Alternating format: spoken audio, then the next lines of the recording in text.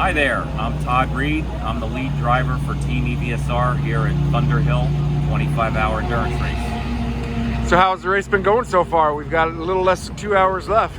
We've had a few ups and downs. Right now the car's running pretty well and we're still turning laps. We call them grinding them out. And as long as we can manage the heat, as it gets warmer and warmer, we have a little bit of trouble with the electric motor overheating. So we have to manage the amount of power going through it, and that's squarely on the driver's shoulders. We are managing it, and I think we probably got about 2 more stints, and then we'll finish this thing, and we'll be the first electric car ever to do an endurance race of really any sizable measure at all. That's awesome. So you took the green flag at the start of this race. How was that, and was there any advice before the start of the race? Oh, the green flag was great. They put me in because I have quite a bit of experience amongst the team, and it's usually mayhem, and it was absolute mayhem even before the green flag. So the first turn on the yellow lap, we had the leader spin out and go all the way to the back. This is before they even threw the green. And then he raced back up through the pack during the second pace lap. Then they threw the green. All the cars took off like crazy. Another car spun, 2 other cars went off right in front of me, and I avoided it all. So I was very happy. It wouldn't have been a good start to the race to cave the whole nose of the car in on the first turn. After about half a lap, things started to settle down and we strung out, and I put in my 2 stints in a row and jumped out of the car, and next driver got in. So how is the strategy different driving this car than any other cars you've raced? So, since we're all electric, we have to really balance our range versus our speed versus the number of pit stops we need to make to change the batteries. We do have quick change battery packs, which I believe is also a first. I don't think those exist. And we can change the battery packs in about 2 minutes, which is fantastic. The issue is, depending on our performance, how fast a lap we're turning, we might have to come in every 20 minutes to do that, or every 25, or every 30, or every 35, or every 40. So we actually figured out what would be best. And for us, it's somewhere around 30 to 35 minutes if we can. And that's a lower speed. During the middle of the race, we did do a couple of flyer laps just to show what the car could do. And those were quite quick, 2:05s. During the race, we've mostly been turning 218, 19, 20, 21, 22, somewhere in that range. And as it got very hot, 224, 225. But you know, we had to manage that. And this is the first time anybody's ever tried this, and we're still learning too. So we know that if we came back in another year, we could do much, much better. We have all different types of plans and schemes on how to run faster, use less power, and also to keep the drivetrain totally cool so it doesn't get too hot. So you've raced these cars in sprint events in the past. Oh, absolutely. We've done sprint races with SCCA and NASA. We've done hill climbs. We've done time attacks, autocross. We did a top speed test at Pocono Raceway. They will go over 140 miles an hour. Pretty much we've tried everything with these cars, so they're very versatile cars. It's just that this is probably the most difficult thing to do, is to run very long term with the same car doing battery swaps. Absolutely. Do you feel any kind of special weight behind the task of doing this, being the first to ever try it? Oh, absolutely. I don't own the car, I'm a driver. And there's 4 of us driving, and this is a prototype. This is a one of a kind.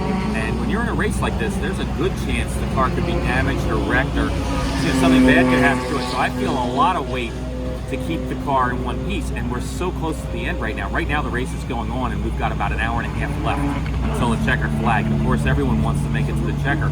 Already a bunch of cars are out due to attrition, blown engines, transmission, crashed, electrical problems, all kinds of things.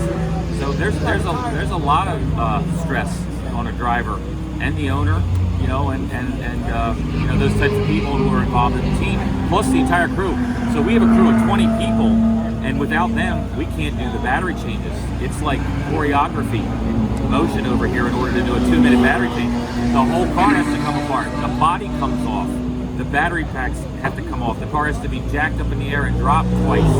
All the electrical connections have to be remade. The body has to be put back on. We have to add distilled water, which is our coolant, and then we have to recycle the entire system, turn the computers back on and take off. That all has to happen.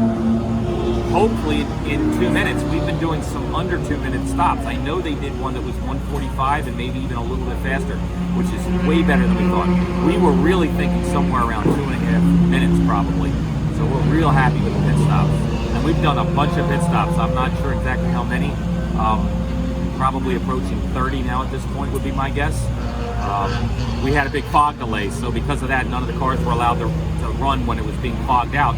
If there had been no fog delay, we would have been doing probably somewhere in the neighborhood of 45 to 48 pit stops, which is the most of any teams because the other teams are all taking on gas. Most cars run somewhere between, say, an hour and 20 and an hour and 45 on a load of gas, so they do a lot less stops. Gotcha. So how'd you get involved in this project and working with Charlie? Well, Charlie and I have known each other for a long time. We're friends. Plus, he actually maintains and handles my other race cars. So I have other race cars. That being Charlie. There goes Charlie. When I've had other race cars have incidents, meaning I crashed one or blew it up, I take it to his shop, he fixes it, repairs the chassis, and makes it better than new. And we've done some racing together with gasoline-powered cars. And when this opportunity came up, and we were talking about this years ago, we're going to build one of these EVs and we're going to race it. Would you be interested in being a driver on the team and perhaps even the lead driver? Of course I jumped at the chance. This is the future. You're going to see a lot more of this. We're just the first ones to do it. You only get one chance to be the first in something. You get one chance to be the first. This is the first time in the world anybody's tried to do any kind of an endurance race like this with an electric vehicle. Running one car, not having like 2 or 3 cars and switching them back and forth and going in and out. This is one car running the whole race.